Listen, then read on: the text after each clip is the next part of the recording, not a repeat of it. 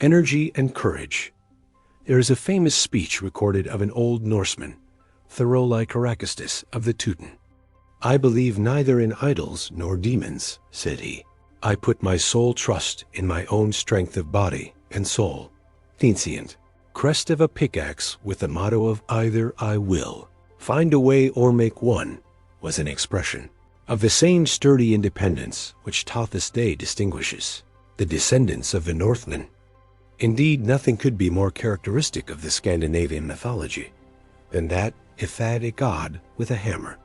A man's character is seen in small matters, and from even so slight a test as the mode in which a man wields a hammer, his energy may in some measure be inferred. Thus an eminent Frenchman hit off in a single phrase the characteristic quality of the inhabitants of a particular district, in which a friend of his proposed to settle and buy land. "Beware," said he, "of making a purchase there. I know the men of that department.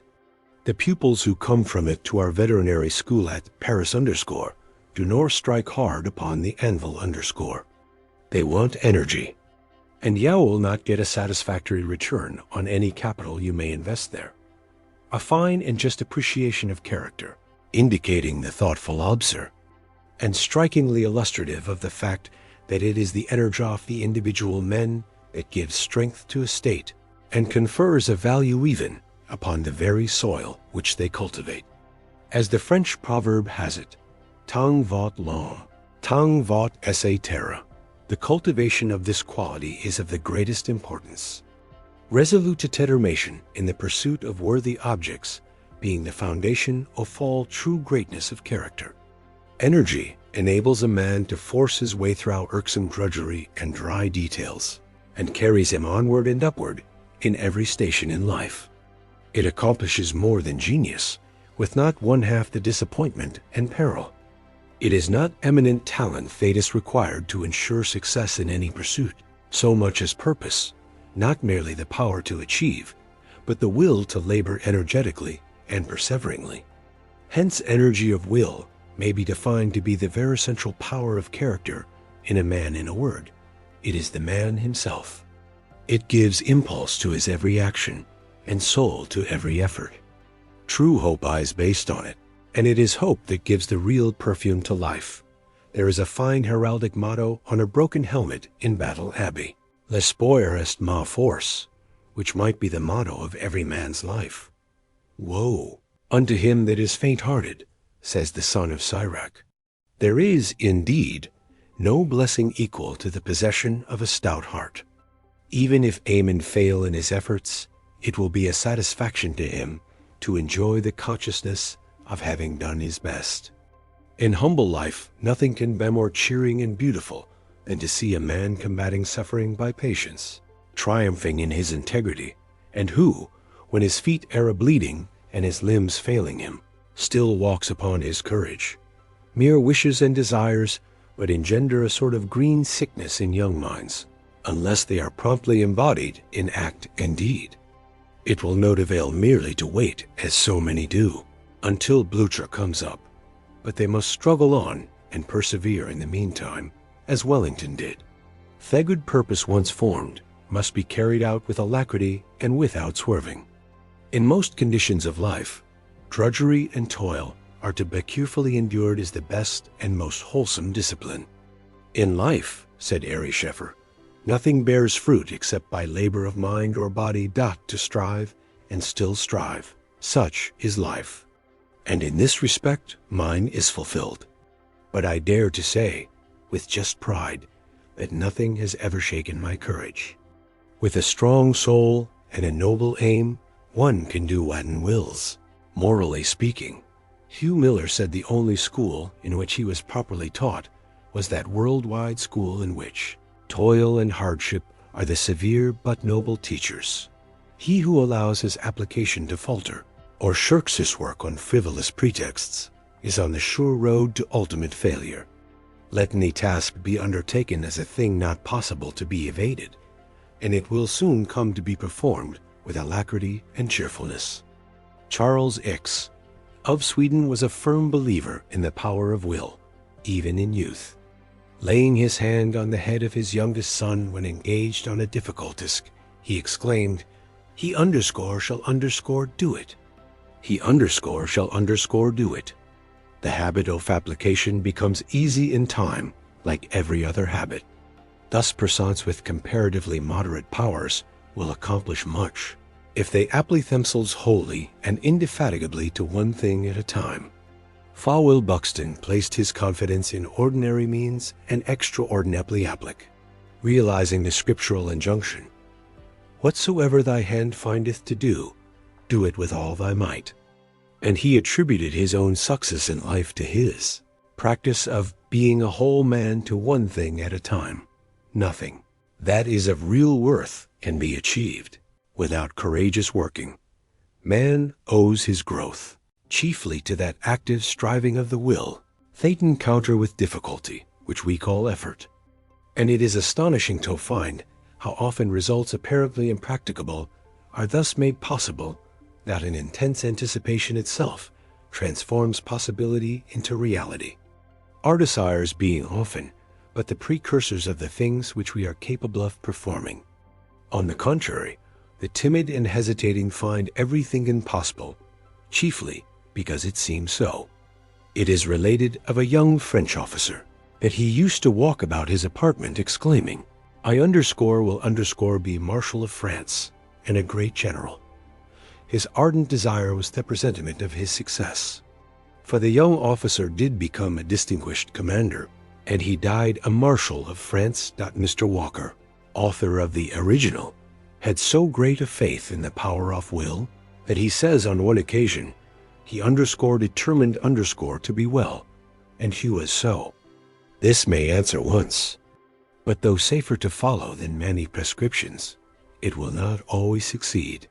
The power of mind over body is no doubt great, but it may be strained until the physical power breaks down altogether. It is related of Muley Malouk, the Moorish leader, that when lying ill, almost worn out by an incurable disease, a battle took place between his troops and the Portuguese. When starting from his litter at the great crisis of the fight, he rallied his army, led them to victory, and instantly afterwards sank exhausted and expired. It is will, force of purpose, that enables a man to do or be whatever he sets his mind on being or doing. A holy man was accustomed to say, "Whatever you wish that you are, for such is the force of our will, joined to the divine, that whatever we wish to be, seriously, and with a true intention, that we become." No one ardently wishes to be submissive, patient, modest, or liberal, who does not become what he wishes. Thestries told of a working carpenter, who was observed one day planing a magistrate's bench, which he was repairing, with more than usual carefulness. And when asked the reason, he replied, "Because I wish to make it easy against the time when I come to sit upon it myself." And singularly enough, the man actually lived to sit upon that very bench as a magistrate. Whatever theoretical conclusions logicians may have formed as to the freedom of the will, each individual feels that practically he is free to choose between good and evil, that he is not as a mere straw thrown upon water to mark the direction of the current, but that he has within him the power of a strong swimmer, and is capable of striking out for himself, of buffeting with the waves, and directing to a great extent his own independent course. There is no absolute constraint upon our volitions, and we feel and know that we are not bound, as by a spell, with reference to our actions. It would paralyze all desire of excellence were we to think otherwise. The entire business and conduct of life, with its domestic rules, its social arrangements, and its public institutions, proceed upon the practical conviction that the will is free. Without this, where would be responsibility? And what the advantage of teaching, advising, preaching, reproof, and correction? What were the use of laws, were it not the universal belief, as it is the universal fact, that men obey them or not, very much as they individually determine? In every moment of our life, conscience is proclaiming that our will is free. It is the only thing that is wholly ours, and it rests solely with ourselves individually, whether we give it the right or the wrong direction. Our habits or our temptations are not our masters, but one of them. Even in yielding, conscience tells us we might resist, and that were we determined to master them, there would not be required forth purpose a stronger resolution than we know ourselves to be capable of exercising. "You are now at the age," said Lamennais once, addressing a gay youth, "at which a decision must be formed by you. A little later, and you may have to groan within the tomb which you yourself have dug, without thepor of rolling away the stone. That which the easiest becomes a habit in us is the will. Learn then to will strongly and decisively. Thus fix your floating life, and leave it no longer to be carried hither and thither, like a withered leaf by every wind that blows." Buxton held the conviction that a young man might be very much what he pleased, provided he formed a strong resolution and held to it. Writing to one of his sons, he said to him, "You are now at that period of life in which you must make a turn to the right or the left. You must now give proofs of principle, determination, and strength of mind, or you must sink into idleness and acquire the habits and character ineffective young man. And if once you fall to that point, you will find it no easy matter to rise again.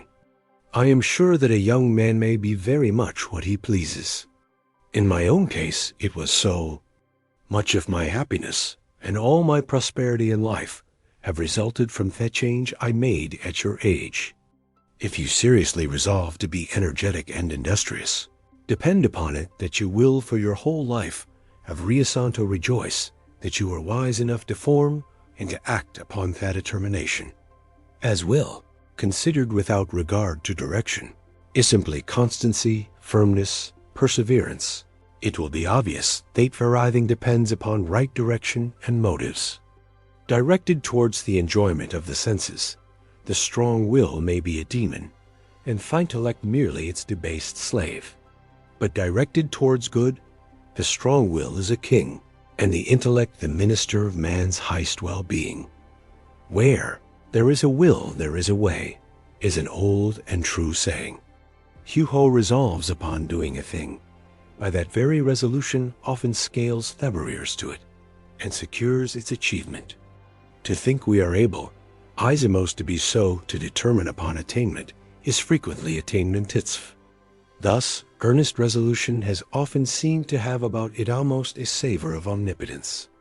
The strength of Sawaro's character lay in his power of willing, and, like most resolute persons, he preached it up as a system. "You can only half will," he would say to people who failed. Like Richelieu and Napoleon, he would have the word impossible banished from the dictionary. "I don't know," "I can't," and "impossible" were words which he detested above all others.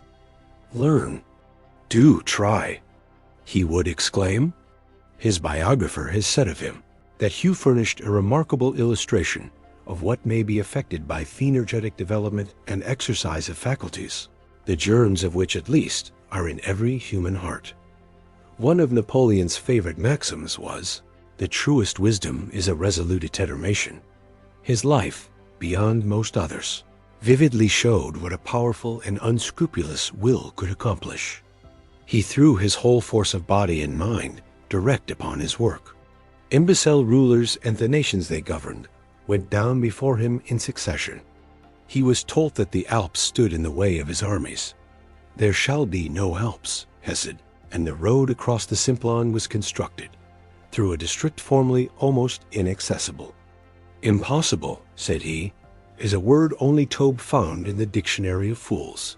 He was a man who toiled terribly, sometimes employing and exhausting 4 secretaries at a time.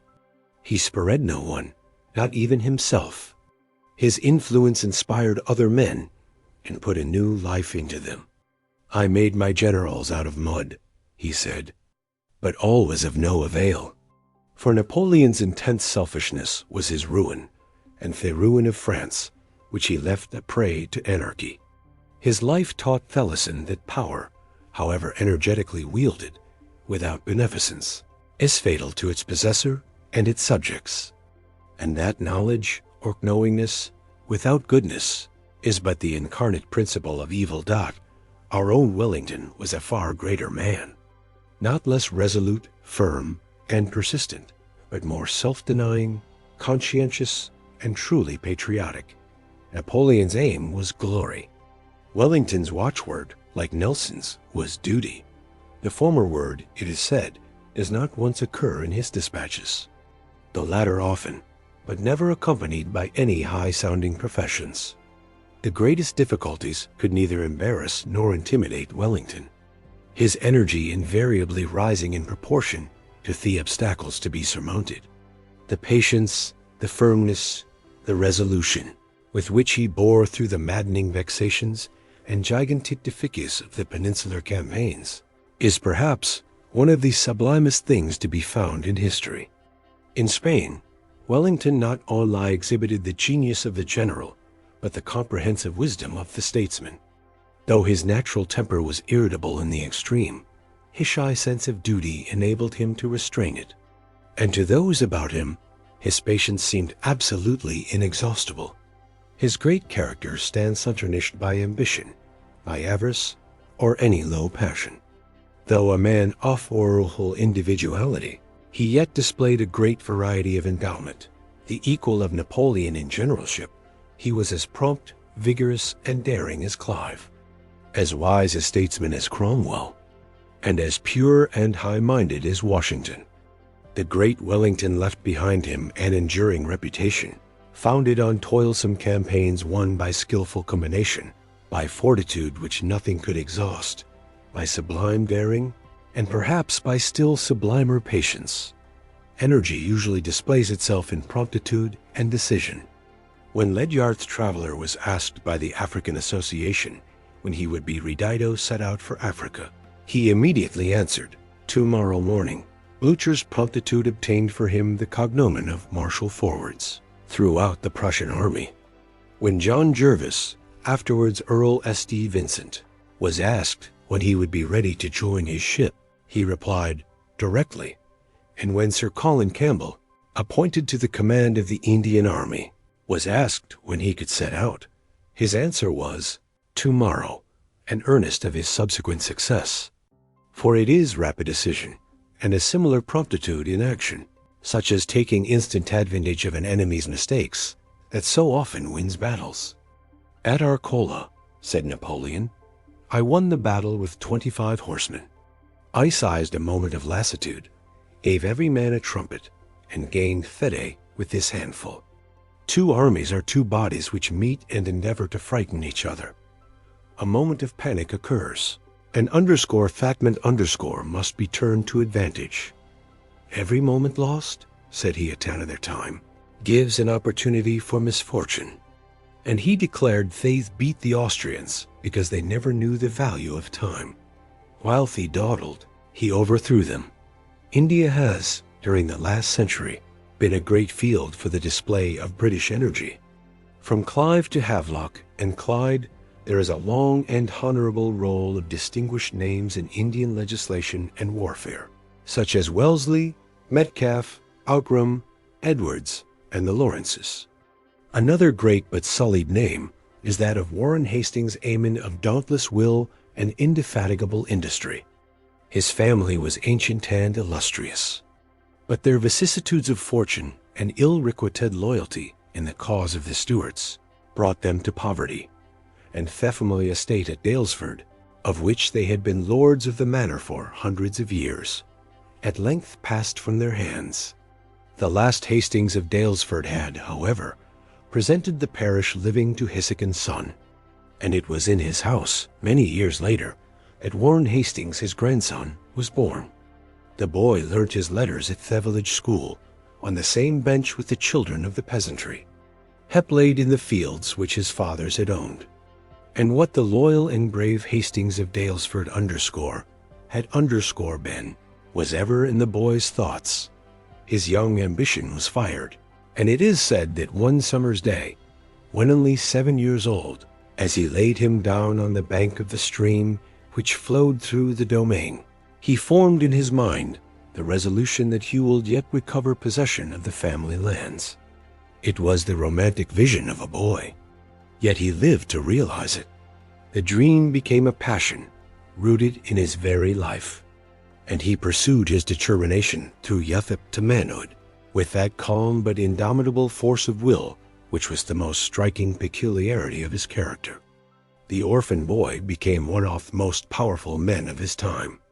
He retrieved the fortunes of his line, bought back the old estate, and rebuilt the family mansion.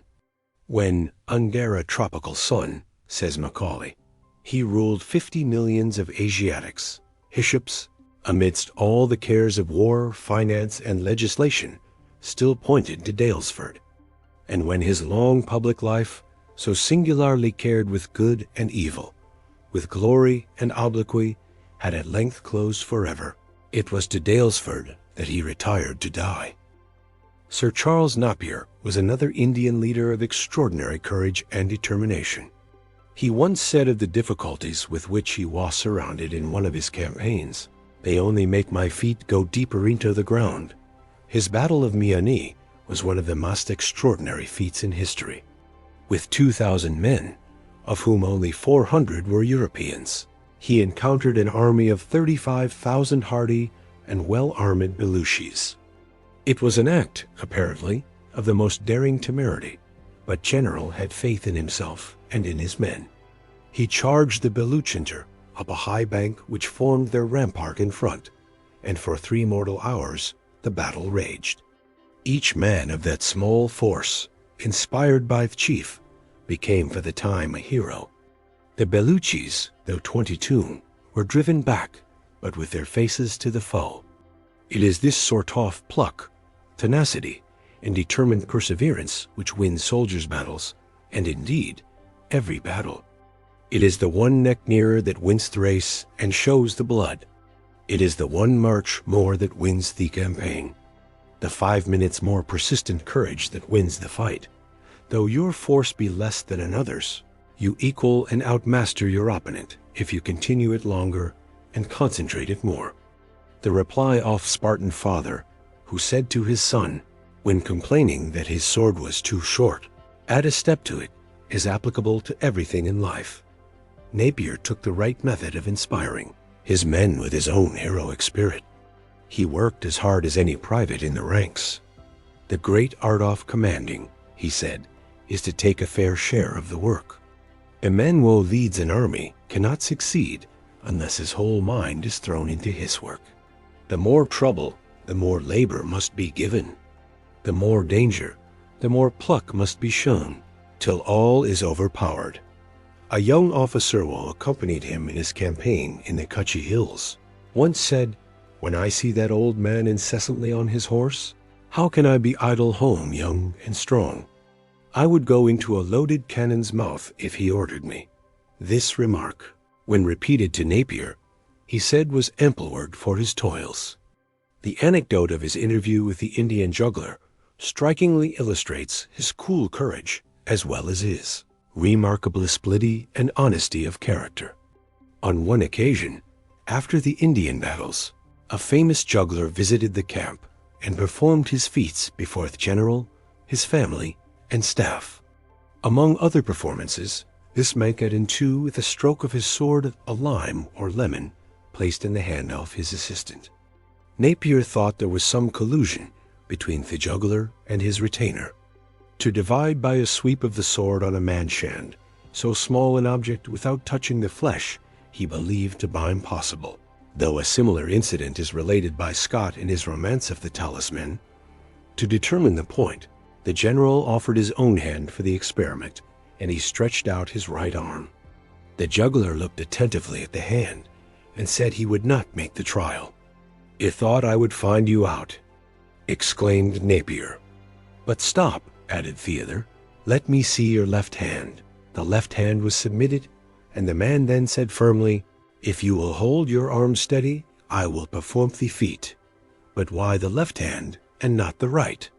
"Because the right hand is hollow in the center, and there is a risk of cutting off thumb. The left is high, and the danger will be less." Napier was startled. "I got frightened," he said. I saw it was an actual feat of delicate swordsmanship, and if I had not abused the man as I did before my staff, and challenged him to the trial, I honestly acknowledge I would have retired from the encounter. However, I put the lime on my hand and held out my arm steadily.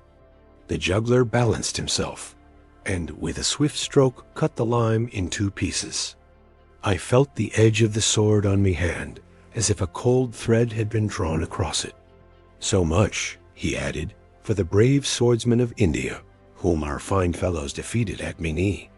The recent terrible struggle in India has served to bring out, perhaps more prominently than any previous event in our history, the determinism and self-reliance of the national character. Although English officialism may often drift stupidly into gigantic blunders, the men of nation generally contrive to work their way out of them with a heroism almost approaching the sublime. In May 1857, when the revolt burst upon India like a thunderclap, the British forces had been allowed to dwindle to their extreme minimum and were scattered over a wide extent of country, many of them in remote cantonments. The Bengal regiments, one after another, rose against their officers, broke away, and rushed to Delhi. Province after province was lapped in mutiny and rebellion, and the cry for help rose from east to west. Everywhere the English stood at bay in small detachments, beleaguered and surrounded, apparently incapable of resistance. Their discomfiture seemed so complete, and the utter ruin of the British cause in India so certain, that it might be said of them then, as it had been said before, these English never know when they are beaten. According to rule, they ought then and there to have succumbed to inevitable fate. While the issue of the mutiny still appeared uncertain, Holkar, one of native princes, consulted his astrologer for information. The reply was, if all the Europeans save one are slain, that one will remain to fight and reconquer. In their very darkest moment, even where, as at Lucknow, a mere handful of British soldiers, civilians and women, held out amidst a city and province in arms against them, there was no word of despair, no thought of surrender. Though cut off from all communication with their friends for months, and not knowing whether India was lost or held, they never ceased to have perfect faith in the courage and devotedness of their countrymen. They knew that while a body of men of English race held together in India, they would not be left unheeded to perish. They never dreamt of any other issue but retrieval of their misfortune and ultimate triumph. And if the worst came to the worst, they could but fall at their post and die in the performance of their duty. Need we remind the reader of the names of Havelock, Inglis, Neil, and Dutram, men of truly heroic mold, of each of whom it might with truth be said that he had the heart of a chevalier, the soul of a believer, and the temperament of a martyr. Montalembert has said of them that they do honor to the human race, but throughout that terrible trial almost all proved equally great women, civilians and soldiers. From the general down through all grades to the private and bugleman. The men were not picked, they belonged to the same ordinary people whom we daily meet at home, in streets, in workshops, in the fields, at clubs. Yet when sudden disaster fell upon them, each and all displayed a wealth of personnel resources and energy, and became, as it were, individually heroic. No 20 of them, says Montalembert, shrank or trembled all. Military and civilians, young and old, generals and soldiers, resisted, fought, and perished with a coolness and intrepidity which never faltered. It is in this circumstance that shines out the immense value of public education, which invites the Englishman from his youth to make use of his strength and his liberty, to associate, resist, fear nothing, to be astonished at nothing, and to save himself, by his own sole exertions, from every sore strait in life. It has been said that Delhi was taken, and how India is saved by the personal character of Sir John Lawrence. The very name of Lawrence represented Dower in the northwest provinces. His standard of duty, zeal, and personal effort was of the highest, and every man who served under him seemed to be inspired by his spirit. It was declared of him that his character alone was worth an army. The same might be said of his brother Sir Henry, who organized the Punjab force that took so prominent a part in the capture of Delhi. Both brothers inspired those who were above them with perfect love and confidence. Both possessed that quality offenderness, which is one of the true elements of the heroic character. Both lived amongst the people and powerfully influenced them for good doubt above all. As Carl Edwards says, they drew models on young fellowsmen's, which they went forth and copied in their several administrations. They sketched _faith_ and begot _school_, which are both living things at this day. Sir John Lawrence had by his side such men as Montgomery, Nicholson, Cotton, and Edwards, as prompt, decisive, and high-souled as himself. John Nicholson was one of the finest, manliest, and noblest of men, every inch a Hakim, the natives, sighed of him, a tower-off strength, as he was characterized by Lord Dalhousie. In whatever capacity he acted, he was great, because he acted with his whole strength and soul.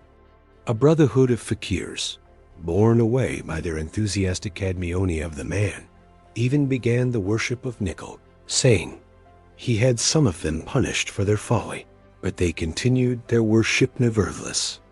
Of his sustained energy and persistency in illustration may be cited in his pursuit of the 55th Sepoy mutineers, when he was in saddle for 20 consecutive hours and traveled more than 70 miles.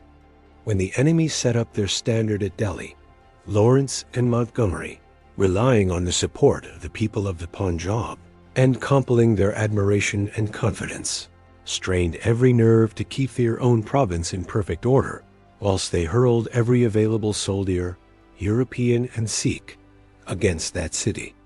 Sir John wrote to the commander-in-chief to hang on to the rebels' noses before Delhi, while levy troops pressed on by forced marshes under Nicholson. The tramp off those war-horse might be heard miles off, as was afterwards said of him by a rough Sikh who wept over his grave. The siege and storming of Delhi was the most illustrious event which occurred in the course of that gigantic struggle, although the leaguer of Lucknow, during which the merest skeleton of a British regiment, the 3-2, and held out, under the heroic Inglis, for 6 months against 200,000 armed enemies, has perhaps excited more intense interest. At Delhi, too, the British were really the besieged, though ostensibly the besiegers. They were a mere handful of men in Theopan, not more than 3,700 bayonets, European and native, and they were assailed from day to day by an army of rebels, numbering at one time as many as 75,000 men, trained to European discipline by English officers, and supplied with all but exhaustless munitions of war. The heroic little band sat down before the city under the burning rays of a tropical sun. Death, wounds, and fever failed to turn them from their purpose. 30 times they were attacked by overwhelming numbers, and 30 times did they drive back the enemy behind their defenses.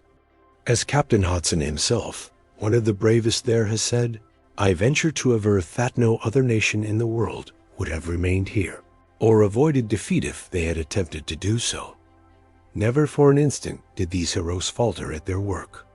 With sublime endurance, they held on, fought on, and never relaxed until, dashing through the imminent deadly breach, Theplis was won, and the British flag was again unfurled on the walls of Delhi. All were great privates, officers, and generals. Common soldiers who had been inured to a life of hardship, and young officers who had been nursed in luxurious homes, alike proved their manhood and emerged from that terrible trial with equal honor. The native strength and soundness of the English race and of manly English training and discipline were never more powerfully exhibited, and it was very emphatically proved that the men of England are, after all, its greatest products. A terrible price was paid for this great chapter in our history, but if those who survive and those who come after profit by the lesson and example, it may not have been purchased at too great a cost, but not less energy and courage have been displayed, In India and the East be men of various nations, in other lines of action more peaceful and beneficent than that of war. And while the heroes of the sword are remembered, the heroes of the gospel ought not to be forgotten. From Xavier to Martin and Williams, there has been a succession of illustrious missionary laborers, working in a spirit of sublime self-sacrifice, without any thought of worldly honor, inspired solely by the hope of seeking out and rescuing the lost and fallen of their race. Borne up by invincible courage and never-failing patience, these men have endured privations, braved dangers, walked through pestilence, and borne all toils, fatigues, and sufferings, yet held on their way rejoicing, glorying even in martyrdom itself.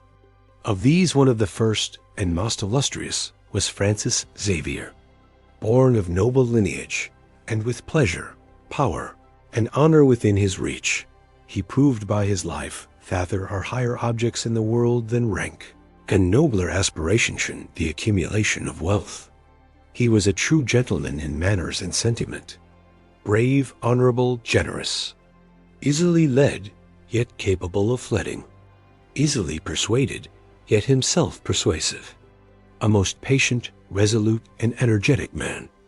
At the age of 22, he was earning his living as a public teacher of philosophy at the University of Paris. There, Xavier became the intimate friend and associate of Loyola, and shortly afterwards, he conducted the pilgrimage of the first little band of proselytes to Rome, when John III of Portugal resolved to plant Christianity in the Indian territories subject to his influence. Bobadilla was first selected as his missionary, but being disabled by illness, it was found necessary to make another selection, and Xavier was chosen. Repairing his tattered casque, and with no other baggage than his breviary, he at once started for Lisbon and embarked for the East. The ship in which he set sail for Goa had the governor on board, with a reinforcement of 1,000 men, fourth garrison of the place. Though a cabin was placed at his disposal, Xavier slept on deck throughout the voyage, with his head on a coil offrops, messing with the sailors. By ministering to their wants, inventing innocent sports for their amusement, and attending them in their sickness, he wholly won their hearts, and they regarded him with veneration. Arrived at Goa, Xavier was shocked at the depravity of the people, settlers as well as natives. For the former had imported the vice without the restraints of civilization, and the latter had only been duped to imitate their bad example. Passing along the streets of his city, sounding his handbell as he went, he implored the people to send him their children to be instructed. He shortly succeeded in collecting a large number of scholars, whom he carefully taught day by day, at the same time visiting the sick, the lepers, and the wretched of all classes, with the object of assuaging their miseries, and bringing them to the truth. No cry of human suffering which reached him was disregarded.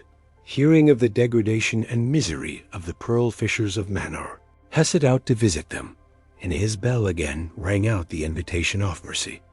He baptized and he taught, but the latter he could only do through interpreters. His most eloquent teaching was his ministration to the wants and the sufferings of the wretched. On he went, his handbell sounding along the coast of Comorin, among the towns and villages, the temples and the bazaars, summoning the natives to gather about him and be instructed. He had translations made of the Catechism, the Apostles' Creed, the Commandments, the Lord's Prayer, and some of the devotional offices of the Church. Committing these to memory in their own tongue, he recited them to the children until they had them by heart, after which he sent them forth to teach the words to their parents and neighbors. At Cape Comorin he appointed 30 teachers, who under himself presided over 30 Christian churches, though the churches were but humble, in most cases consisting only of a cottage surmounted by a cross. Thence he passed to Travancore, sounding his way from village to village, baptizing until his hands dropped with weariness, and repeating his formulas until his voice became almost inaudible. According to his own account, the success of his mission surpassed his highest expectations. His pure, earnest, and beautiful life, and the irresistible eloquence of his deeds made converts wherever went. And by sheer force of sympathy, those who saw him and listened to him insensibly caught a portion of his ardour, burdened with the thought that the harvest is great and the laborers are few. Xavier next sailed to Malacca and Japan, where he found himself amongst entirely new races speaking other tongues. The most that Haeckel do here was to weep and pray, to smooth the pillow and watch by Thesic bed, sometimes soaking the sleeve of his surplice in water, from which to squeeze out a few drops and baptize the dying. Hoping all things and fearing nothing, this valiant soldier of the truth was borne inward throughout by faith and energy. "Whatever form of death, Oratory," said he, "awaits me, I am ready to suffer it 10,000 times for the salvation of a single soul." He battled with hunger, thirst, privations, and dangers of all kinds, still pursuing his mission of love, unresting and unwearying. At length, after 11 years' labor, this great good man, while striving to find the way into China, was stricken with fever in the island of Sanxian, and there received his crown of glory. A hero of nobler mold, more pure, self-denying, and courageous, has probably never trod this earth. Other missionaries have followed Xavier in the same field of work, such as Schwartz, Carey, and Marshman in India, Gutzlaff and Morrison in China, Williams in the South Seas, Campbell, Moffat, and Livingstone in Africa. John Williams, the martyr of Erromanga, was originally apprenticed to a furnishing ironmonger. Though considered a dull boy, he was handy at his trade, in which he acquired so much skill that his master usually entrusted him with any blacksmith's work that required the exercise of more than ordinary care. He was also fond of bell-hanging and other employments which took him away from the shop. A casual sermon which he heard gave his mind a serious bias, and he became a Sunday school teacher. The cause of missions having been brought under his notice at some of his society's meetings, he determined to devote himself to this work. His services were accepted by the London Missionary Society, and his master allowed him to leave the ironmonger shop before the expiry of his indentures. The islands of the Pacific Ocean were the principal scene of his labors, more particularly Huahine Tahiti, Raiatea, and Rarotonga. Like the apostles, he worked with Hessians at blacksmith work, gardening, shipbuilding, and he endeavored to teach the islanders the art of civilized life, at the same time that he instructed them in the truths of religion. It was in the course of his indefatigable labors that he was massacred by savages on the shore of Erromanga, none worthier than he to wear the martyr's crown. The career of Dr. Livingstone is one of the most interesting of all. He has told the story of his life in that modest and unassuming manner which is so characteristic of the man himself. His ancestors were poor Buffonist Highlanders, and it is related of one of them, renowned in his district for wisdom and prudence, that when on his deathbed he called his children round him and left them these words, the only legacy he had to bequeath. "In my lifetime," said he, "I have searched most carefully through all the traditions I could find of our family, and I never could discover that there was a dishonest man among our forefathers. If, therefore, any of you or any of your children should take to dishonest ways, it will not be because it runs in our blood. It does not belong to you. I leave this precept with you. Be honest." At the age of 10, Livingstone was sent to work in a cotton factory near Glasgow as a piecer. With part of his first week's wages, he bought a Latin grammar and began to learn that language, pursuing the study for years at a night school. He would sit up conning his lessons till 12 or later, when it's sent to bed by his mother, for he had to be up and at work in the factory every morning by 6.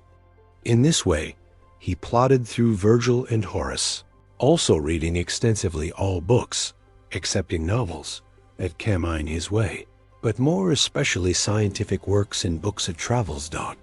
He occupied his spare hours, which were but few, in the pursuit of botany, scouring the neighborhood to collect plants. He even carried on his reading amidst the roar of the factory machinery. So placing the book upon the spinning jenny, which he worked that he could catch sentence after sentence as he passed it. In this way, the persevering youth acquired much useful knowledge. And as he grew older, the desire repossessed him of becoming a missionary to the heathen. With this object, set himself to obtain a medical education, in order the better to be qualified for the work. He accordingly economized his earnings, and saved as much money as enabled him to support himself while attending the medical and Greek classes, as well as the divinity lectures at Glasgow for several winters, working as a cotton spinner during the remainder of each year. He thus supported himself, during his college career, entirely by his own earnings as a factory workman, never having received a farthing of help from any other source. Looking back now, he honestly says, at that life of toil, I cannot but feel thankful that it formed such a material part of my early education. And were it possible, I should like to begin life over again in the same lowly style, and to pass through the same hardy training. At length he finished his medical curriculum, wrote his Latin thesis, passed his examinations, and was admitted a licentiate of the Faculty of Physicians and Surgeons. At first he thought of going to China, but the war then waging with that country prevented his following out the idea. And having offered his services to the London Missionary Society, he was by them sent out to Africa, which he reached in 1840. He had intended to proceed to China by his own efforts. And he says the only pang he had in going to Africa, at charge of the London Missionary Society, was because it was not quite agreeable to one accustomed to work his own way to become, in a manner, dependent upon others. Arrived in Africa, he set to work with great zeal. He could not brook the idea of merely entering upon fellowbores of others, but cut out a large sphere of independent work, preparing himself for it by undertaking manual labor in building and other handicraft employment, in addition to teaching, which, he says, made me generally as much exhausted and unfit for study in the evenings ever I had been when a cotton spinner. Whilst laboring amongst the Bechuanas, he dug canals, built houses, cultivated fields, reared cattle, and taught the natives to work as well as worship. When he first started with a party of them on foot upon a long journey, he overheard their observations upon his appearance and powers. He is not strong, saith he. He is quite slim, and only appears stout because he puts himself into those bags, trousers. He will soon knock up. This caused the missionaries' Highland blood to rise, and made him despise the fatigue, oft keeping them all at the top of their speed for days together, until he heard them expressing proper opinions of his pedestrian powers. What headed in Africa, and how he worked, may be learnt from his own missionary travels, one of the most fascinating books of its kind that has ever been given to the public. One of his last known acts is Thoroughly Caracastus of the Man, the Birkenhead steam launch, which he took out with him to Africa. Having proved a failure, he sent home orders for the construction of another vessel at an estimated cost of 2,000 L. This he proposed to defray out of the means which he had set aside for his children arising from the profits of his books of travels. The children must make it up themselves, was in effect his expression in sending hometh order for the appropriation of the money. The career of John Howard was throughout a striking illustration of VIII power of patient purpose. His sublime life proved that even physical weakness could remove mountains in the pursuit of an end commended by duty. The idea of ameliorating the condition of prisoners engrossed his whole thoughts and possessed him like a passion. And no toil, nor danger, nor bodily suffering could turn him from that great object of his life. Though a man of no genius and but moderate talent, his heart was pure and his will was strong. Even in his own time, he achieved a remarkable degree of success. And his influence did not be with him, for it has continued powerfully to affect not only the legislation of England, but of all civilized nations, down to the present Thur, Jonas, Hanway was another of the many patient and persevering men who have made England what it is content, simply to do with energy the work they have been appointed to do, and go to their rest thankfully when it is done, leaving no memorial but a world made better by their lives. He was born in 1712 at Portsmouth, where his father, a storekeeper in the dockyard, being killed by an accident, he was left an orphan at an early age. His mother removed with her children to London, where she had them put to school, and struggled hard to bring them up respectably. At 17, Jonas was sent to Lisbon to be apprenticed to a merchant, where his close attention to business, his punctuality, and his strict unearned integrity gained for him the respect and esteem of all who knew him. Returning to London in 1743, he accepted the offer of a partnership in an English mercantile house at St. Petersburg, engaged in the Caspian trade, then in its infancy. Hanway went to Russia for the purpose of extending the business, and shortly after his arrival at the capital, he set out for Persia, with a caravan of English bales of cloth making 20 carriage loads.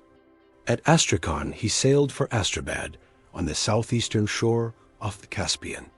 But he had scarcely landed his bales when an insurrection broke out. His goods were seized, and though he afterwards recovered the principal part of them, the fruits of his enterprise were in a great measure lost. A plot was set on foot to seize himself and his party, so took to sea, and after encountering great perils, reached Geelern in safety. His escape on this occasion gave him the first idea of the wordship he afterwards adopted as the motto of his life. Underscore never despair, underscore. He afterwards resided in St. Petersburg for 5 years, carrying on a prosperous business. But a relative having left him some property, on his own means being considerable, he left Russia and arrived in his native country in 1755. His object in returning to England was, as he himself expressed it, to consult his own health, which was extra maladelic, and do as much good to himself and others as he was able. The rest of his life was spent in deeds of active benevolence and usefulness to his fellow men. He lived in a quiet style, in order they might employ a larger share of his income in works of benevolence. One of the first public improvements to which he devoted himself was that of the highways of the metropolis, in which he succeeded to a large extent. The rumor of a French invasion being prevalent in 1755, Mr. Hanway turned his attention to the best mode of keeping up the supply of seamen. He summoned a meeting of merchants and ship owners at the Royal Exchange, and there proposed to them to form themselves into a society for fitting out landsmen, volunteers, and boys to serve on board the king's ships. The proposal was received with enthusiasm. A society was formed, and officers were appointed, Mr. Hanway directing its interior operations. The result was the establishment in 1756 of the Marine Society, an institution which has proved of much national advantage, and is to this day of great and substantial utility. Within 6 years from its formation, 5,451 boys and 4,787 landsmen, volunteers had been trained and fitted out by the Society and added to the Navy. And to this day it is in active operation, about 600 poor boys, after a careful education, being annually apprenticed as sailors, principally in the merchant service. Mr. Hanway devoted the other portions of his spare time to improving or establishing important public institutions in the metropolis. From an early period, he took an active interest in the Foundling Hospital, which had been started by Thomas Coram many years before, but which, by encouraging parents to abandon their children to the charge of a charity, was threatening to do more harm than good. He determined to take steps to stem the evil, entering upon the work in the face of the fashionable five of the time. But by holding to his purpose, he eventually assisted in bringing the charity back to its proper objects. And time and experience have proved that he was right. The Magdalen Hospital was also established in a great measure through Mr. Hanway's exertions. Both his most laborious and persevering efforts were in behalf of the infant parish poor.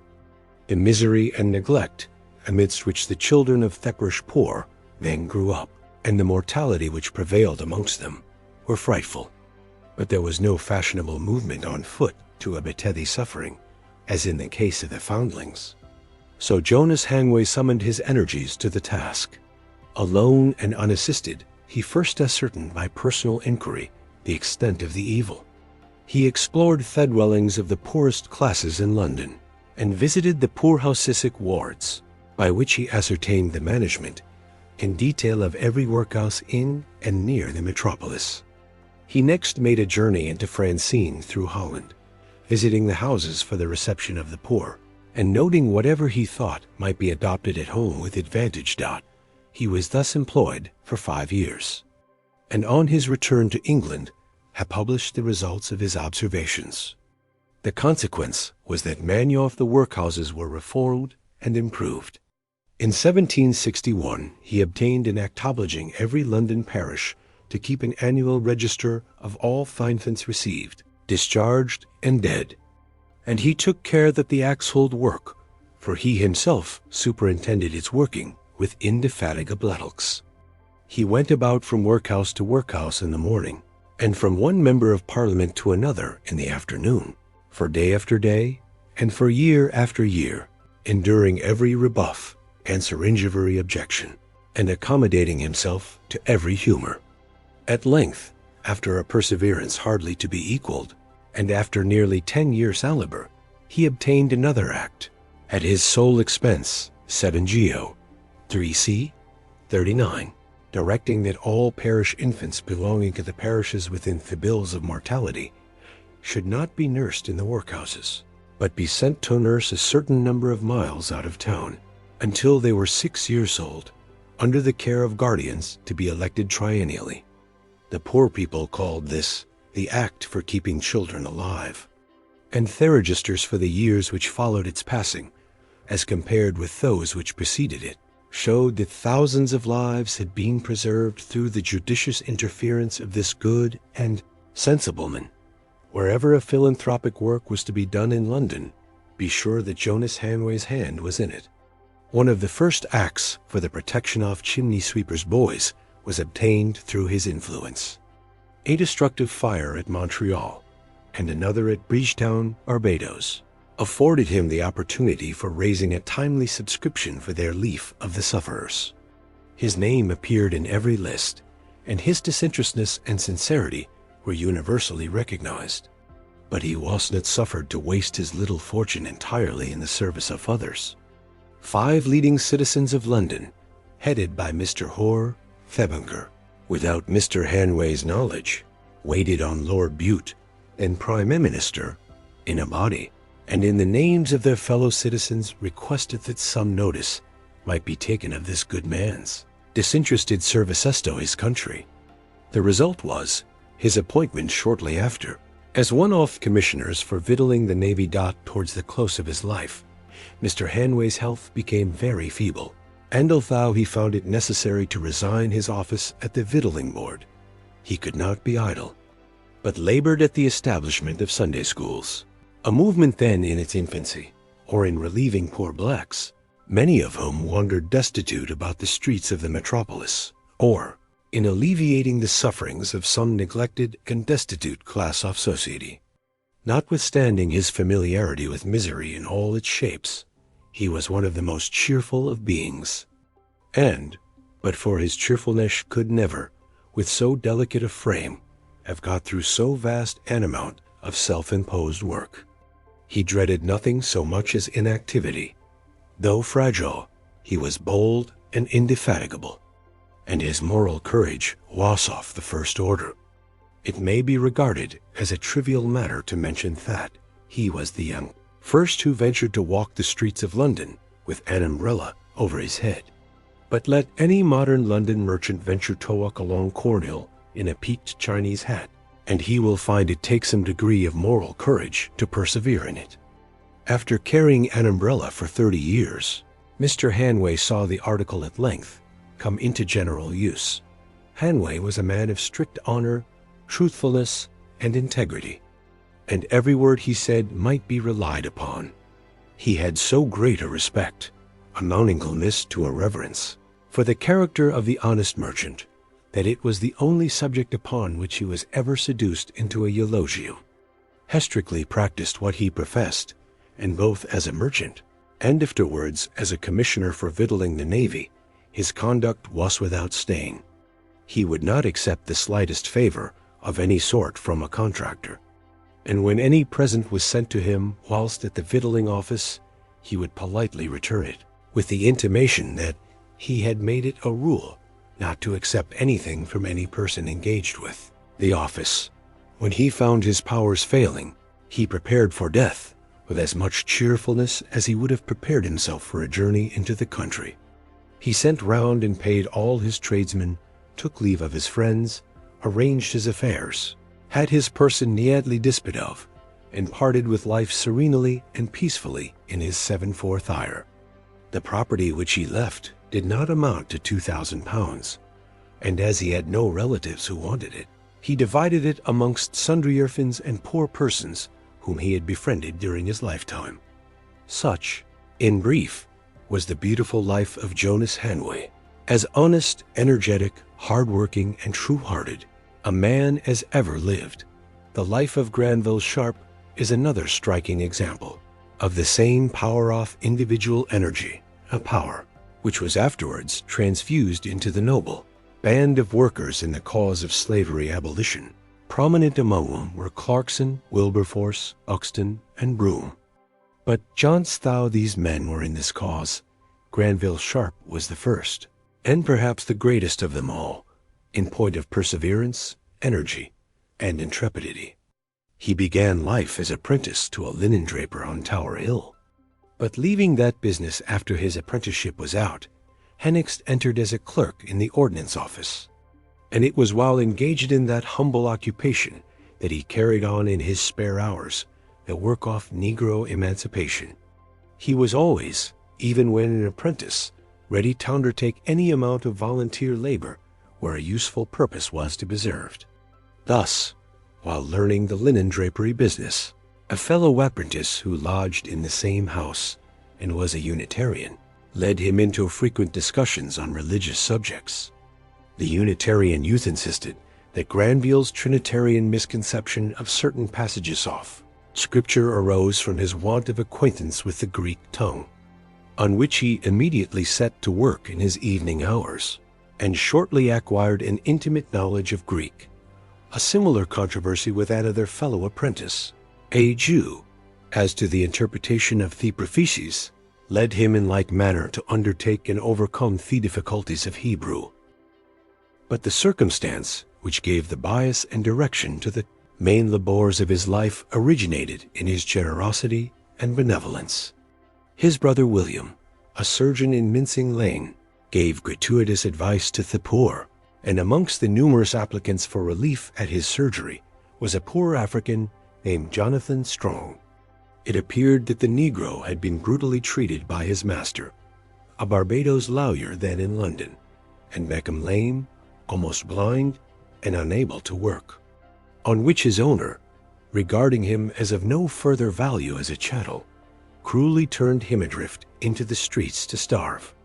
This poor man, a mass of disease, supported himself by begging for a time, until he found his way to William Sharp, who gave him some medicine, and shortly after got him admitted to St. Bartholomew's Hospital, where he was cured. On coming out of the hospital, the two brothers supported the Negro in order to keep him off the streets, but they had not the least suspicion at the time that anyone had a claim upon his person. They even succeeded in obtaining a situation for Strong with an apothecary, in whose service he remained for 2 years. And it was while he was attending his mistress in the hackney coach that his former owner, the Barbados lawyer, recognized him, and determined to recover possession of the slave, again rendered valuable by the restoration of his health. The lawyer employed two of the Lord Mayor's officers to apprehend Strong, and he was lodged in the Counter until he could be shipped off to the West Indies. The Negro, bethinking him in his captivity of the kind services which Granville Sharp had rendered him in his great distress some years before, dispatched a letter to him requesting his help. Sharp had forgotten the name of Strong, but he sent a messenger to make inquiries, who returned saying that the keepers denied having any such person in their charge. His suspicions were roused, and he went forthwith to the prison and insisted upon seeing Jonathan Strong. He was admitted and recognized a poor Negro, now in custody as a recaptured slave. Mr. Sharp charged the master of the prison at his own peril not to deliver up Strong to any person whatever until he had been carried before the Lord Mayor, to whom Sharp immediately went, and obtained a summons against those persons who had seized and imprisoned Strong without a warrant. The parties apprehended the Lord Mayor accordingly, and it appeared from the proceedings that Strong's former master had already sold him to a new one, who produced the bill of sale and claimed the Negro as his property. As no charge of offense was made against Strong, and as the Lord Mayor was incompetent to deal with the legal question of Strong's liberty or otherwise, he discharged him, and the slave followed his benefactor out of court, no one daring to touch him. The man's owner immediately gave Sharp notice of an action to recover possession of his Negro slave, of whom he declared he had been robbed about that time, 1767. The personal liberty of the Englishman, though cherished as a theory, was subject to grievous infringements and was almost daily violated. The impressment of men for the sea service was constantly practiced, and, besides the press gangs, there were regular bands of kidnappers employed in London and all the large towns of the kingdom to seize men for the East India Company service. And when them men were not wanted for India, they were shipped off to the planters in the American colonies. Negro slaves were openly advertised for sale in the London and Liverpool newspapers. Rewards were offered for recovering and securing fugitive slaves and conveying them down to certain specified ships in the river. The position of the reputed slave in England was undefined and doubtful. The judgments, which had been given in the courts of law, were fluctuating and various, resting on no settled principle. Although it was a popular belief that no slave could breathe in England, there were legal men of eminence who expressed a directly contrary opinion. The lawyers to whom Mr. Sharp resorted for advice in defending himself in the action raised against him in the case of Jonathan Strong generally concurred in this view, and he was further told by Jonathan Strong's owner that the eminent Lord Chief Justice Mansfield and all the leading counsel were decidedly of opinion that the slave, by coming into England, did not become free, but might legally be compelled to return again to the plantations. Such information would have caused despair in a mind less courageous and earnest than that of Granville Sharp, but it only served to stimulate his resolution to fight the battle of the Negro's freedom, at least in England. Forsaken, he said, by my professional defenders, I was compelled, through the want of regular legal assistance, to make a hopeless attempt at self-defense, though I was totally unacquainted either with the practice of the law or the foundations of it, having never opened a law book, except the Bible, in my life, until that time, when I most reluctantly undertook to search the indexes of a law library, which my bookseller had lately purchased. The whole of his time, during the day, was occupied with the business of Ordnance Department, where he held the most laborious post in the office.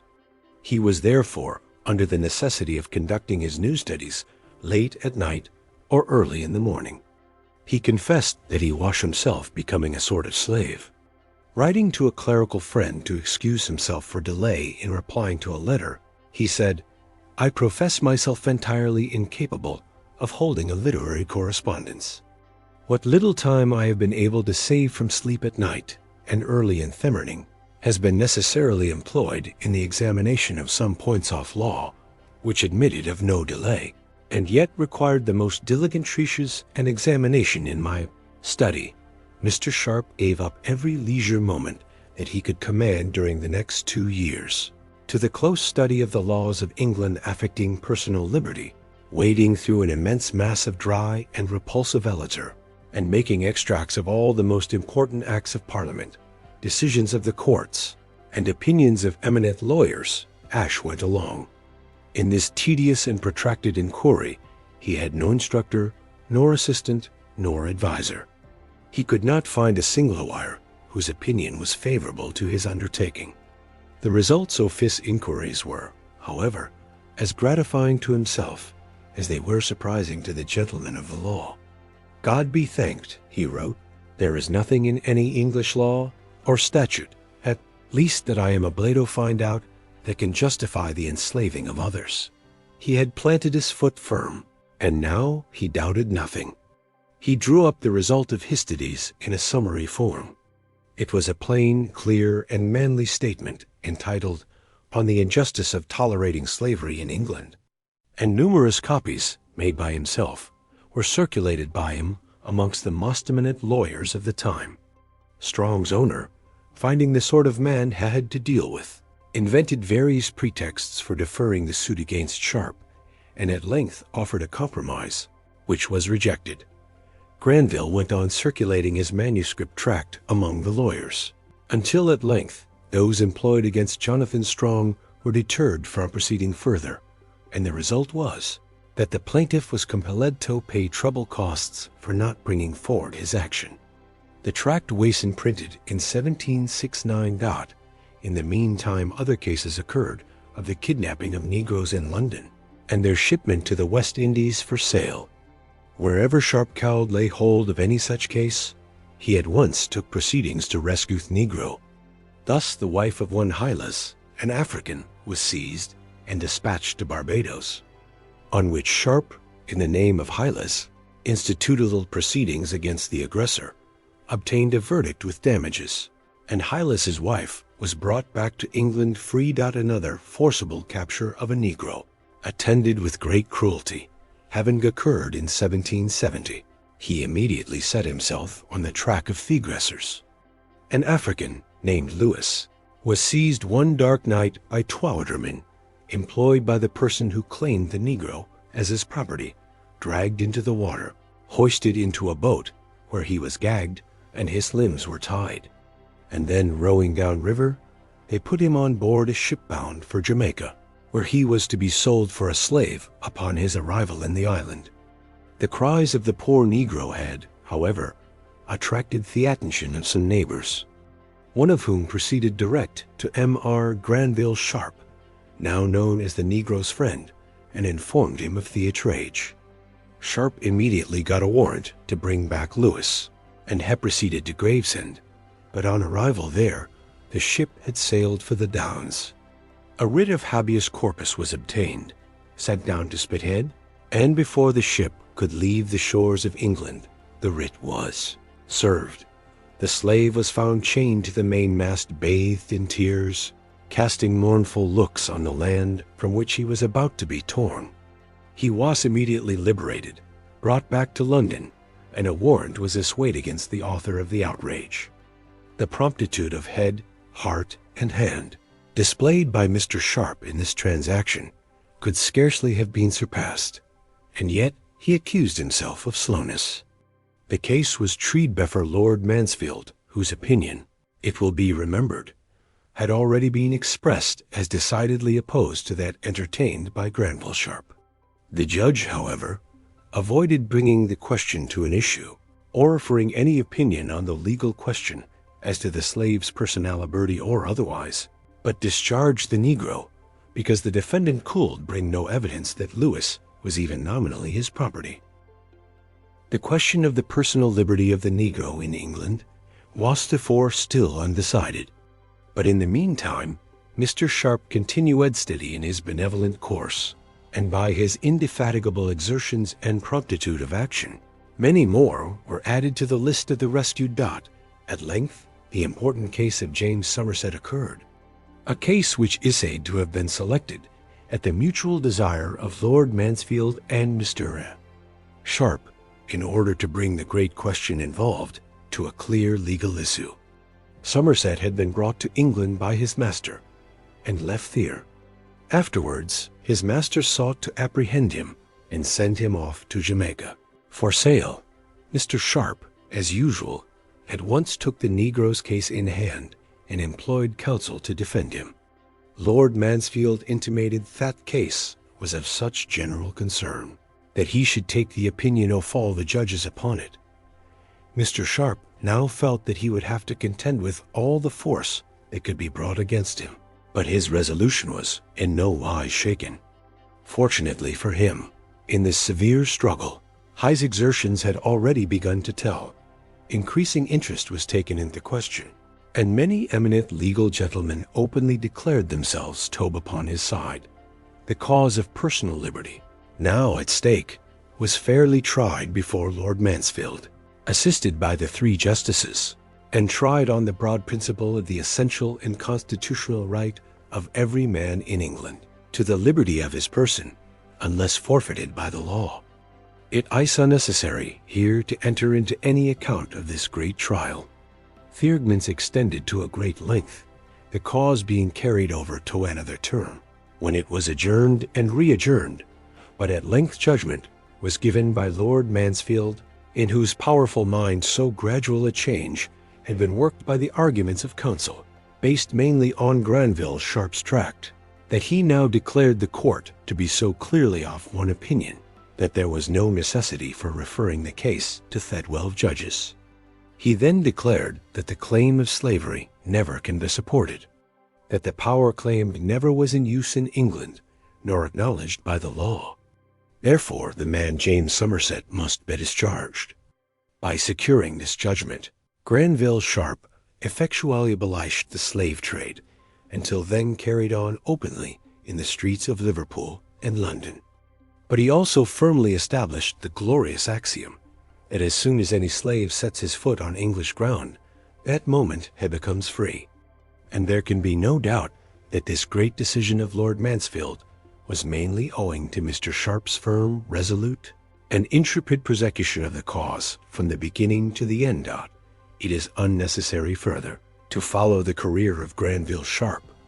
He continued to labor indefatigably in all good works. He was instrumental in founding the colony of Sierra Leone as an asylum for rescued Negroes. He labored to ameliorate the condition of the native Indians in the American colonies. He agitated the enlargement and extension of the political rights of the English people, and he endeavored to effect the abolition of the impressment of seamen. Granville held that the British seaman, as well as the African Negro, was entitled to the protection of law, and that the fact of his choosing a seafaring life did not in any way cancel his rights and privileges as an Englishman first, amongst which he ranked personal freedom. Mr. Sharp also labored, but ineffectually, to restore amity between England and her colonies in America. And when the fratricidal war of the American Revolution wazened on, his sense of integrity was so scrupulous that, resolving not in any way to be concerned in so unnatural a business, he resigned his situation at the Ordnance Office. To the last he held to the great object of his life, the abolition of slavery.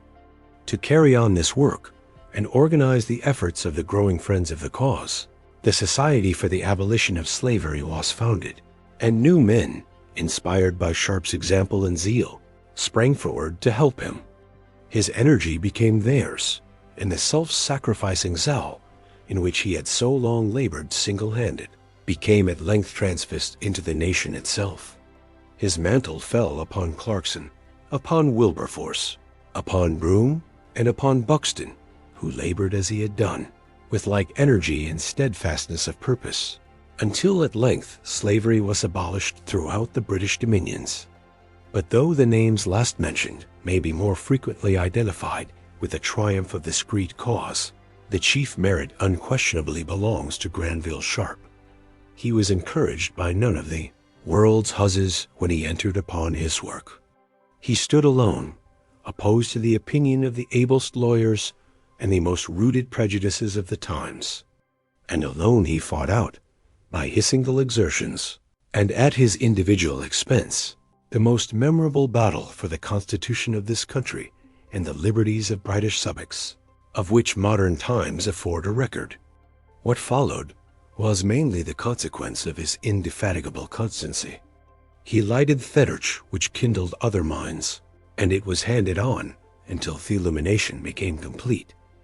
Before the death of Granville Sharp, Clarkson had already turned his attention to the question of Negro slavery. He had even selected it for the subject of a college essay, and his mind became so possessed by it that he could not shake it off. The spot is pointed out near Wade's Mill, in Hertfordshire, where, alighting from his horse one day, he sat down disconsolate on the turf by the roadside, and after long thinking, determined to devote himself wholly to the work. He translated his essay from Latin into English, added fresh illustrations, and published it. Then fellow laborers gathered round him.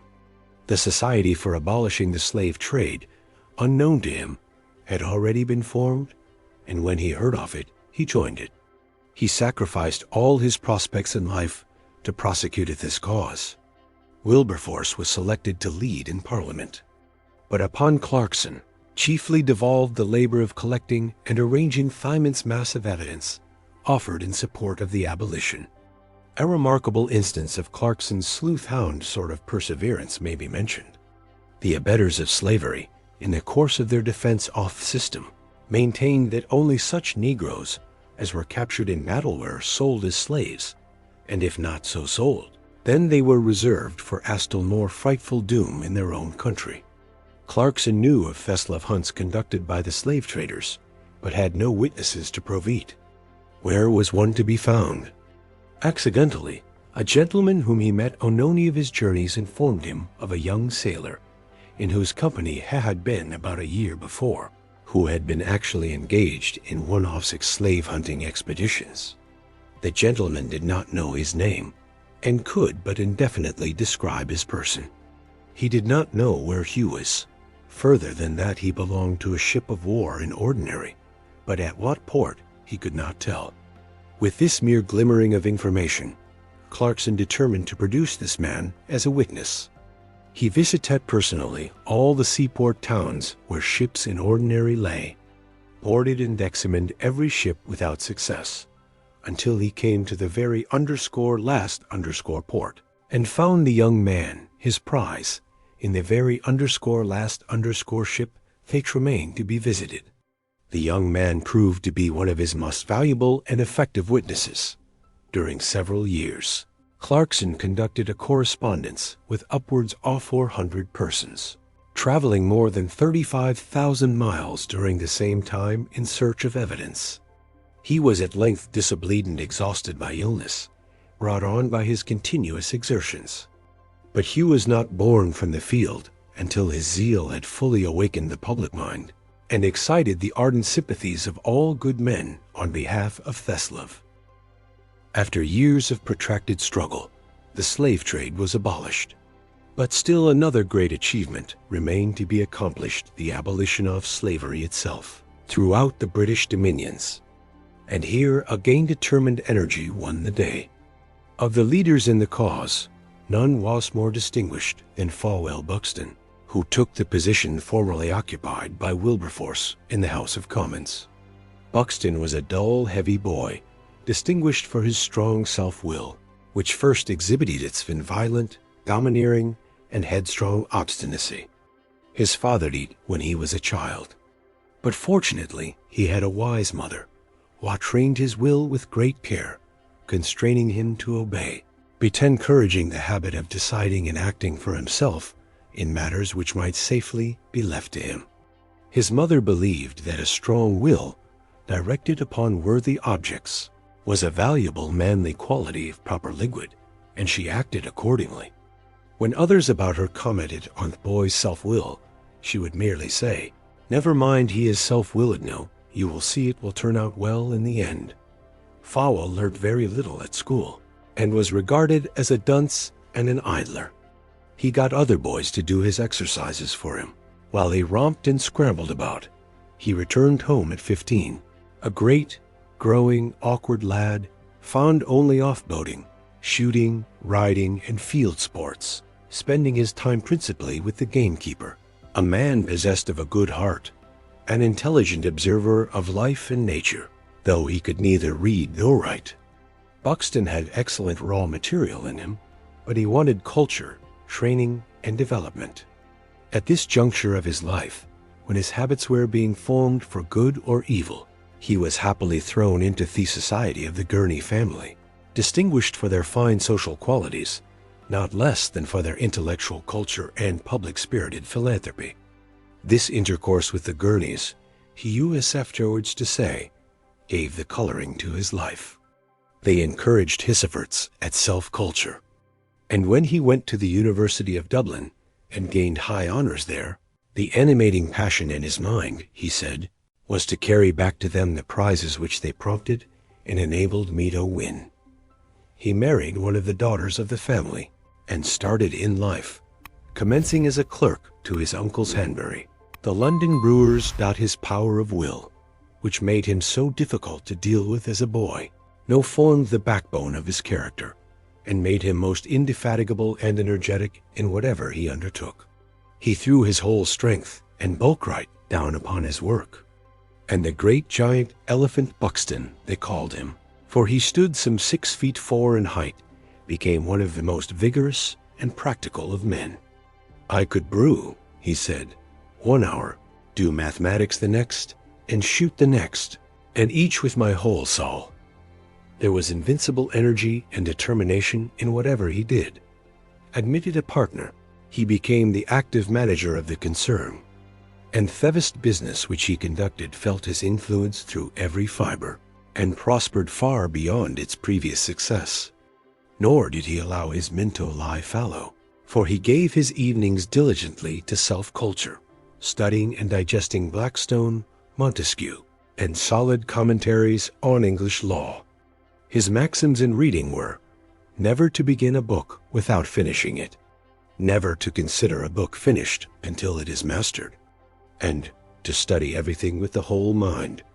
When only 32, Buxton entered Parliament, and at once assumed that position of influence there, of which every honest, earnest, well-informed man is secure, who enters that assembly of the first gentleman in the world.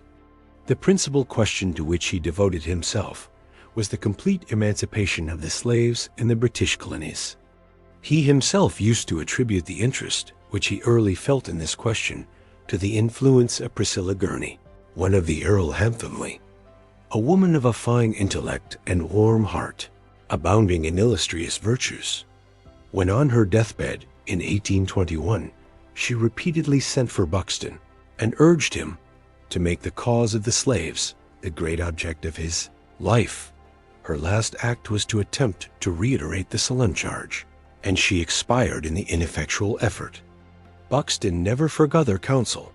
He named one of his daughters after her, and on the day on which she was married from his house, on the 1st of August, 1834, the day off Negro emancipation, after his Priscilla had been manumitted from her filial service, and left her father's home in the company of her husband, Buxton sat down and thus wrote to a friend, "The bride is just gone.